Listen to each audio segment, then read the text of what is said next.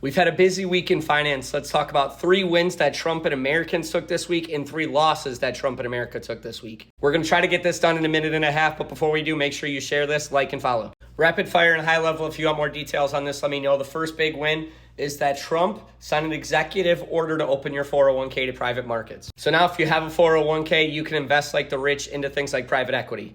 The second biggest win, and this has lots to do with your banking privacy, is the Anti-CBDC Surveillance State Act that passed earlier this week. And this makes it so that the government cannot issue a central bank digital currency to the people, which means that the government can't create a CBDC and they can't look into your banking transactions like everybody feared they might be able to. The final big win is going to be the passing of the Genius Act. And this makes it so that financial institutions can issue their own stable coins for the purpose of modernizing our banking system and investing into crypto. Now let's start looking at the losses. The first loss is that the tariffs are starting to impact the U.S. economy, and the inflation rate went up to 2.7%. So Americans are in fact paying for the tariffs right now.